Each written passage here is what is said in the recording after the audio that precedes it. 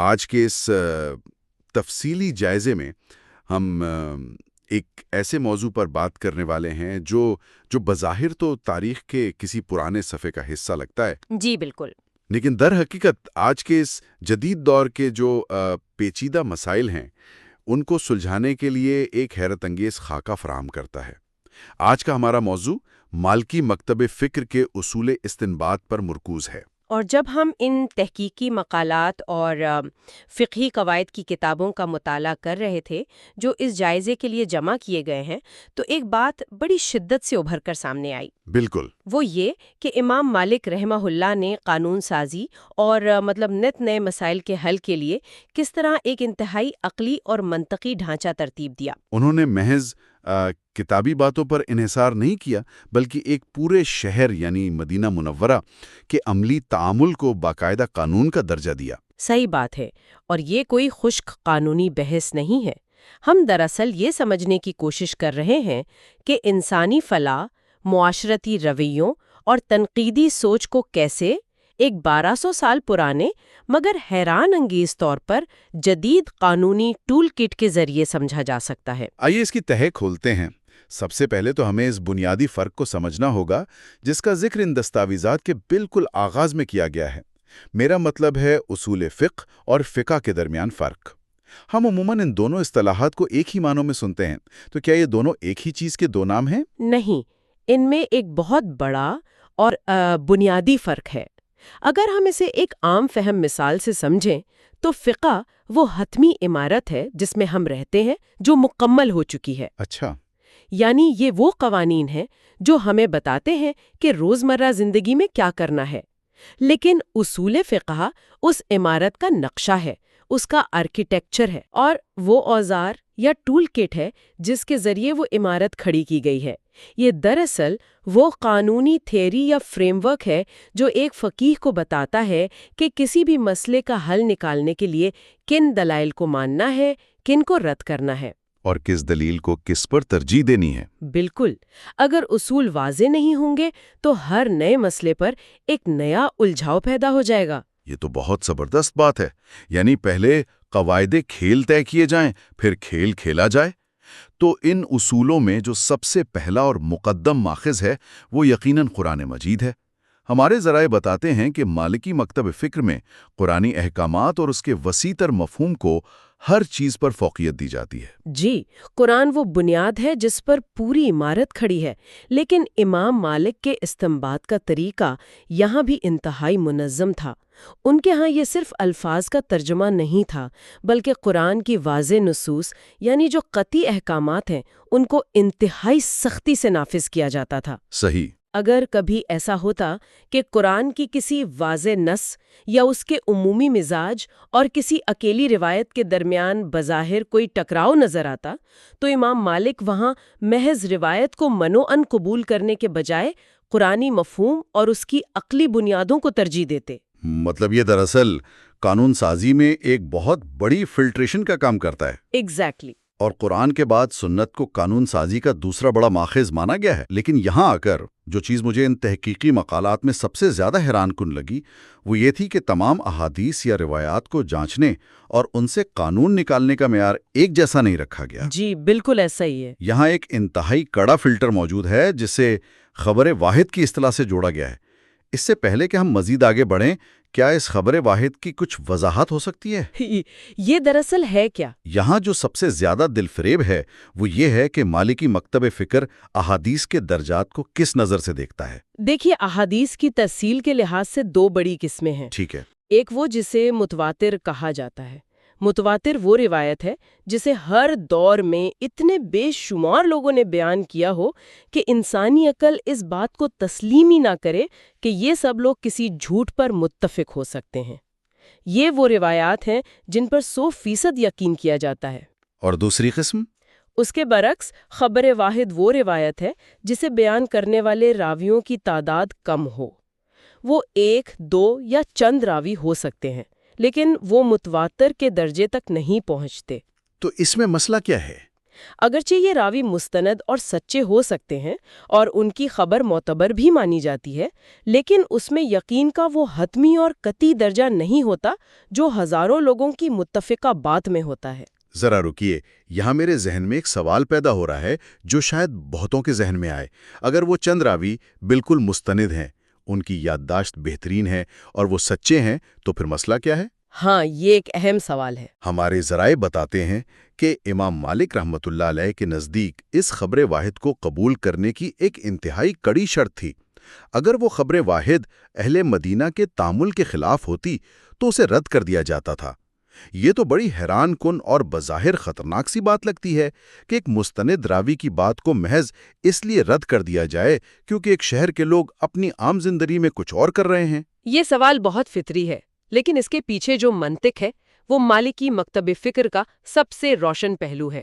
دیکھیے، مدینہ کوئی عام شہر نہیں تھا، یہ وہ شہر تھا جہاں شریعت نازل ہوئی، جہاں رسول اللہ صلی اللہ علیہ وسلم نے اپنی زندگی کا ایک بڑا اور اہم حصہ گزارا، جہاں احکامات کو عملی شکل دی گئی اور جہاں ایک پوری ریاست قائم ہوئی۔ جی بالکل۔ امام مالک کے نزدیک مدینہ کے لوگوں کا عمل دراصل ایک زندہ سنت تھی۔ ان لوگوں نے یہ عمل، عبادت کا طریقہ اور روزمرہ کے معاملات براہ راست اپنے آباء و اجداد اور صحابہ کرام رضوان اللہ علیہم اجمعین سے سیکھے تھے۔ مطلب یہ علم کتابوں یا انفرادی زبانی روایات سے منتقل نہیں ہو رہا تھا؟ جی، یہ نسل در نسل عمل کے ذریعے منتقل ہو رہا تھا۔ اچھا، یعنی یہ وہ علم تھا جو کاغذوں سے نکل کر معاشرے کی رگوں میں دوڑ رہا تھا۔ یہ تو بالکل ایسا ہی ہوا جیسے آج کے دور میں ہم معلومات کی تصدیق کی بات کرتے ہیں۔ وہ کیسے؟ ایک طرف فرض کریں کہ کسی ایک بہت ہی ایماندار اور مستند صحافی کی انفرادی رپورٹ ہو جو وہ اکیلا پیش کر رہا ہو، اور دوسری طرف ایک بلاک چین کا نظام ہو جہاں ایک ہی وقت میں ہزاروں لاکھوں لوگ ایک ہی ڈیٹا کی توثیق کر رہے ہوں اور اسے روزمرہ استعمال کر رہے ہوں۔ واو! ظاہر ہے وہ اجتماعی نظام زیادہ ناقابل تردید ہوگا۔ یہ ایک بہت ہی شاندار اور موزوں تشبیہ ہے۔ مدینہ کا تعامل دراصل اسی بلاک چین کی طرح ایک زندہ اور متواتر عمل تھا۔ امام مالک کا استدلال یہ تھا کہ یہ کیسے ممکن ہے کہ رسول اللہ صلی اللہ علیہ وسلم نے ایک حکم دیا ہو، صحابہ نے اسے سنا ہو، لیکن پورے مدینہ کے لوگ اس پر عمل نہ کر رہے ہوں، اور صرف کوئی ایک شخص کہیں جا کر وہ روایت بیان کر دے۔ ہاں، یہ واقعی سوچنے کی بات ہے۔ اسلام کا مرکز تھا کسی ایک فرد کی انفرادی روایت سے کئی زیادہ مضبوط، قابل دید اور قابل اعتبار دلیل تھی۔ اس لیے اگر کوئی انفرادی خبر مدینہ کے متواتر عملی تسلسل سے ٹکراتی تھی تو وہ اس زندہ روایت کو ترجیح دیتے تھے۔ یہ بات واقعی سوچ کے کئی نئے دروازے کھولتی ہے کہ اسلامی قانون کسی خلا میں یا بند کمروں میں نہیں بنا، بلکہ یہ ایک متحرک معاشرے کے تجربات اور تعامل سے جڑا ہوا تھا۔ اور یہاں آ کر بات واقعی بہت دلچسپ ہو جاتی ہے۔ بالکل، کیونکہ جب ایک معاشرہ متحرک ہوتا ہے، زندگی آگے بڑھتی ہے، تو نئے چیلنجز بھی پیدا ہوتے ہیں۔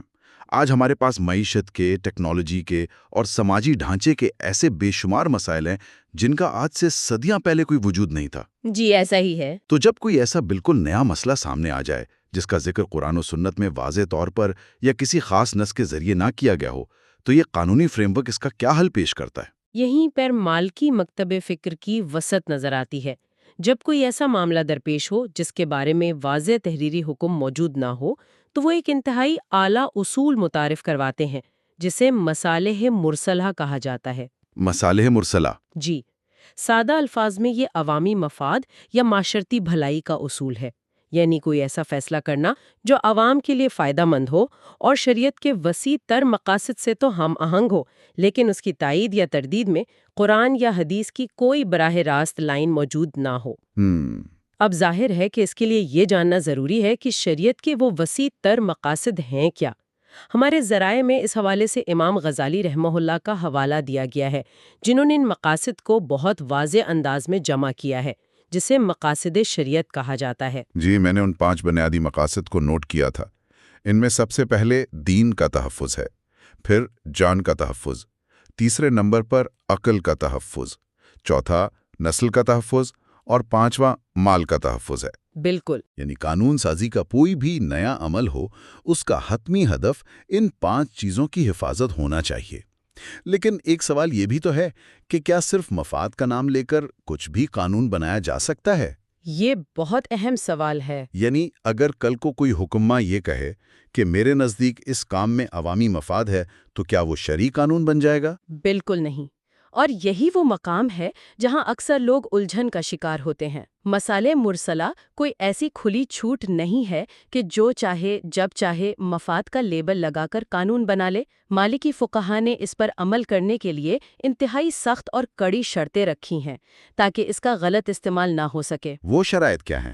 پہلی شرط تو یہی ہے کہ وہ مفاد مقاصد شریعت سے مکمل طور پر ہم آہنگ ہو اور قرآن و سنت کے کسی بھی واضح حکم کے خلاف نہ ہو۔ آپ کوئی ایسا قانون نہیں بنا سکتے جو بظاہر فائدہ مند لگے لیکن کسی قرآنی نص سے براہ راست ٹکرا رہا ہو۔ اور میرے خیال میں دوسری شرط بھی اسی قدر اہم ہے کہ یہ مفاد کوئی جذباتی یا وہمی بات نہ ہو بلکہ قابل فہم اور عقل سلیم کے مطابق ہو، یعنی اس کا فائدہ واقعی نظر آ رہا ہو۔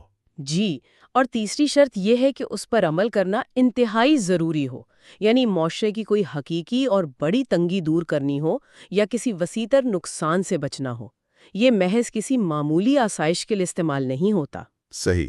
لیکن چوتھی شرط وہ ہے جو اس پورے اصول کی جان ہے، اور وہ یہ کہ اس کا تعلق معاشرے کے مجموعی اور اجتماعی مفاد سے ہو، نہ کہ کسی ایک خاص شخص، طبقے یا گروہ کے انفرادی مفاد سے۔ اس آخری شرط پر ذرا رکتے ہیں۔ اس کا مطلب تو یہ ہوا کہ اگر کوئی ایسا قانون متعارف کروایا جاتا ہے جو صرف چند بااثر افراد کی دولت میں اضافہ کر رہا ہے یا کسی مخصوص سیاسی گروہ کو فائدہ پہنچا رہا ہے، بالکل، اور وہ اسے قومی مفاد یا عوامی بھلائی کا نام دے رہے ہیں، تو اصول استنباط کی روح سے وہ خود بخود مصالح مرسلہ کے دائرے سے باہر ہو جائے گا۔ جی بالکل، 100%، کیونکہ شریعت کا مقصد مجموعی انسانیت کی فلاح ہے، نہ کہ اشرافیہ کی خدمت۔ اگر ہم اس کی کلاسیکی مثالیں دیکھیں جو ذرائع میں بھی موجود ہیں تو بات مزید واضح ہوتی ہے، جیسے قصاص یا بدلے کا قانون۔ بظاہر کسی انسان کی جان لینا ایک انتہائی سخت اور ظالمانہ عمل نظر آتا ہے، لیکن اس کا مقصد کیا ہے؟ اس کا مقصد معاشرے میں قتل و غارت کو روکنا اور وسیع تر پیمانے پر معصوم لوگوں کی جان کا تحفظ ہے۔ جب ایک قاتل کو سزا ملتی ہے تو پورا معاشرہ محفوظ ہو جاتا ہے۔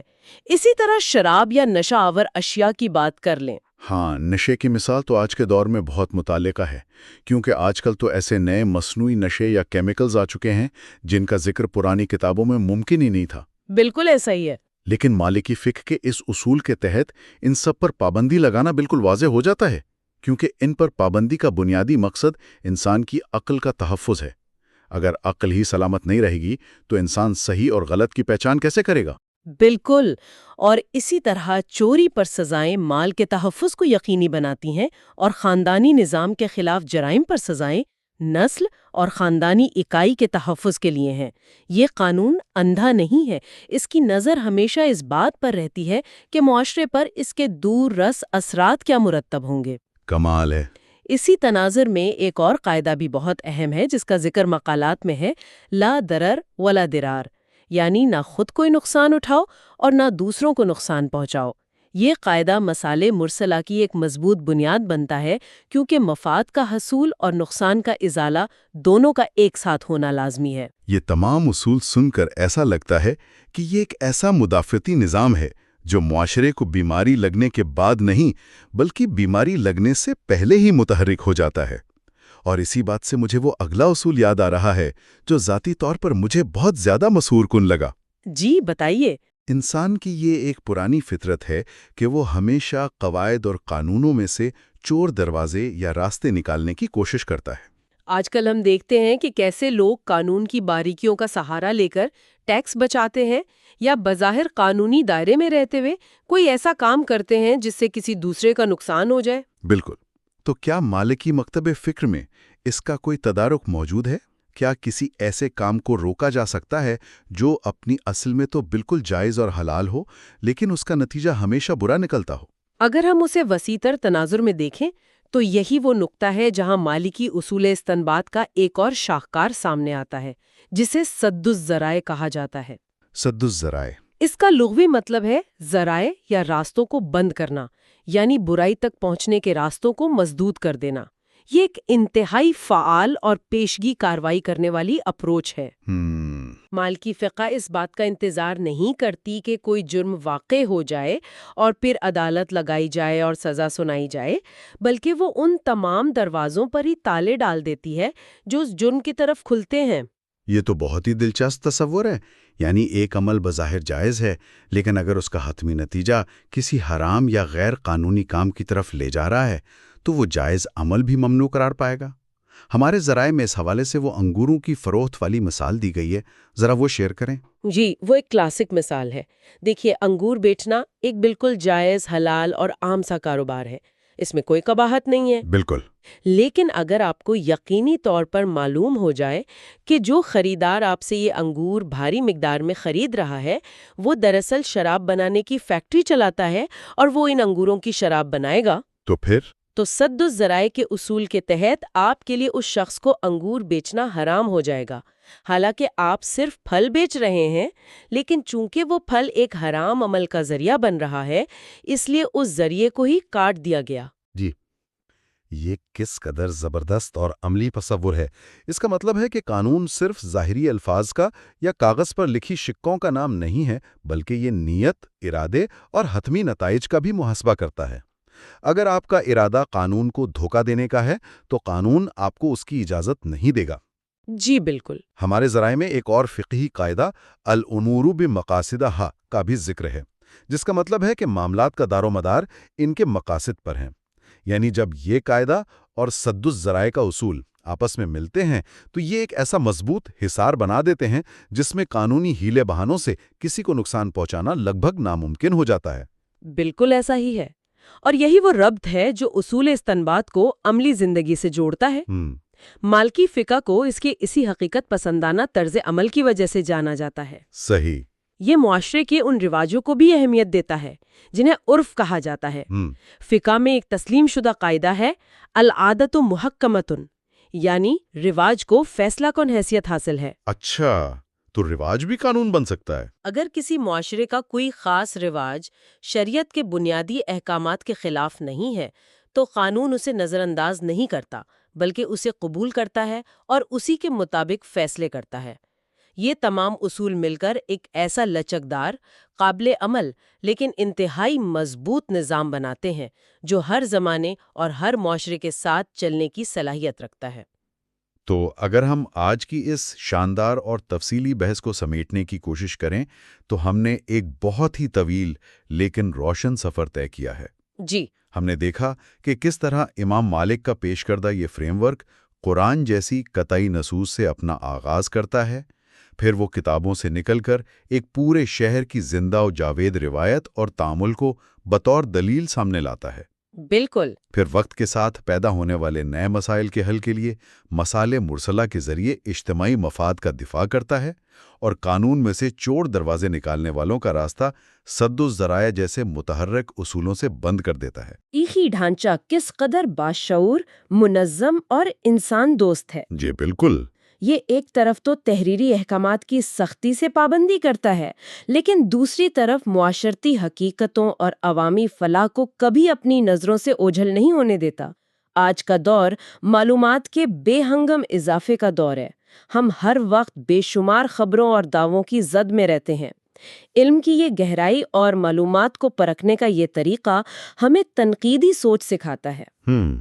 یہ ہمیں بتاتا ہے کہ صرف دعووں کو نہیں دیکھنا بلکہ مقاصد کو سمجھنا ہے، اور محض ظاہری باتوں پر یقین کرنے کے بجائے نتائج پر غور کرنا ہے۔ یقیناً یہ صرف ایک قانونی فریم ورک نہیں بلکہ حقیقت کو دیکھنے اور سوچنے کا ایک پورا انداز ہے۔ تو علم کے اس شاندار سفر کے اختتام پر ایک ایسا گہرا سوال ذہن میں ابھرتا ہے جو شاید بہت دیر تک سوچنے پر مجبور کر دے۔ وہ کیا؟ اگر آج سے صدیوں پہلے ایک پورے شہر کے متواتر اور مروجہ عمل کو قانون کے ایک زندہ تسلسل کے طور پر تسلیم کیا جا سکتا تھا، یہاں تک کہ اسے بعض انفرادی تحریری روایات پر بھی فوقیت دی گئی، تو آج کے اس ڈیجیٹل، گلوبل اور تیزی سے بدلتے ہوئے دور میں معاشرے کا وہ زندہ اور ناقابل تردید اجماع یا مشترکہ عمل کیا ہو سکتا ہے جو ہمارے آج کے پیچیدہ قوانین کی تشریح میں مددگار ثابت ہو؟ یہ واقعی ایک غور طلب بات ہے۔